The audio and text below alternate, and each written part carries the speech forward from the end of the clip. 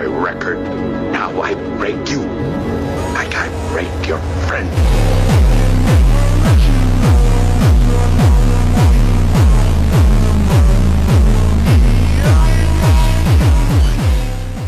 In the world of martial arts cinema, heroes are remembered for their courage, but villains are remembered for their presence. And no villain looms larger than the man we call Bolo Yeung. His chest was as wide as a wall, his glare could freeze your soul, and his fists carried the weight of legends. Tonight we dive into the untold story of the man who transformed from a Chinese bodybuilding champion into the most feared villain in martial arts history.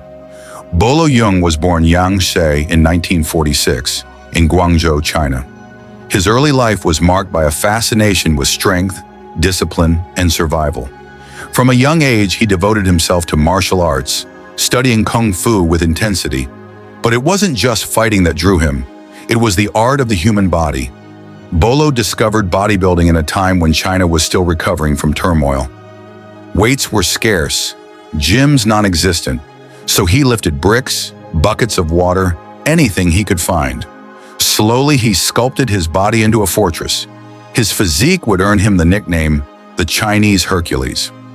In the 1960s and 70s, he dominated Chinese bodybuilding, becoming a multi-time champion.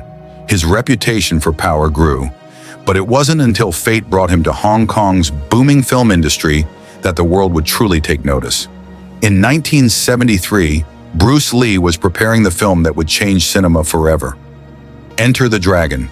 The producers needed a villain's villain, someone who could stand toe-to-toe with Bruce, someone who looked unstoppable. Enter Bolo Yeung. His chest measured nearly 55 inches, his arms like steel cables. When he walked on set, even stuntmen stepped aside. But Bruce Lee saw more than muscle. He saw charisma, he saw presence, he saw the perfect final boss. Bolo's role as Bolo, the enforcer, wasn't even meant to be major at first. But his aura was so powerful, Bruce himself insisted his role be expanded. That was Bruce's genius. He knew a hero is only as great as his villain. On screen, the showdown between Bruce Lee and Bolo became legendary.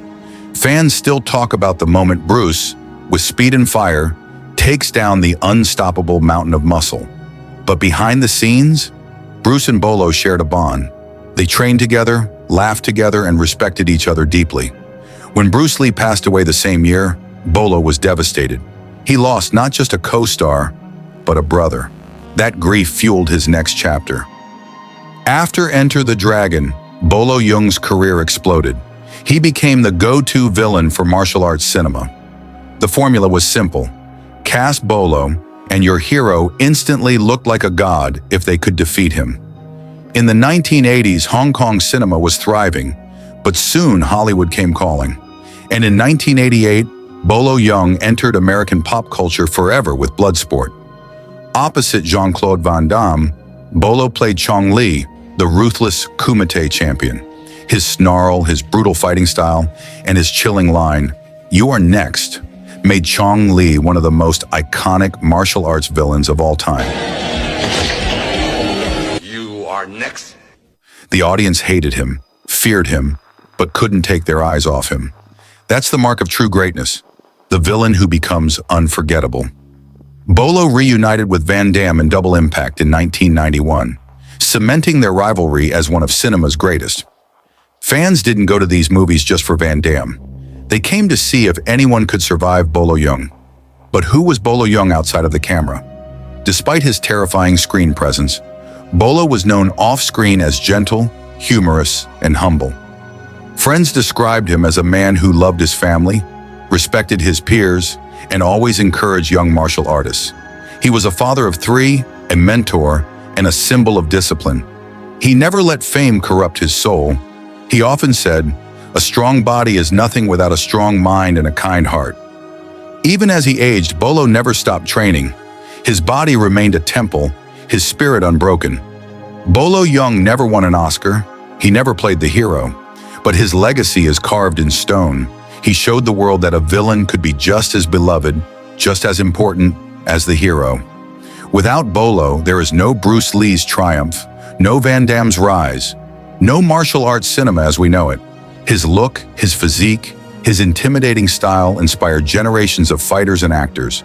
From MMA champions to Hollywood stars, many still cite Bolo as the reason they trained harder, fought stronger, and stood taller.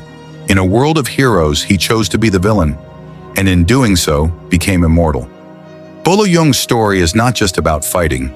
It's about discipline, resilience, and the courage to embrace your role in life, even if that role is the villain. He may have lost every on-screen fight to Bruce Lee, Van Damme, and others. But in the hearts of fans, Bolo Yeung will always be undefeated. Because legends are not born from winning, legends are born from presence. And no presence in martial arts cinema was ever greater than Bolo Yeung.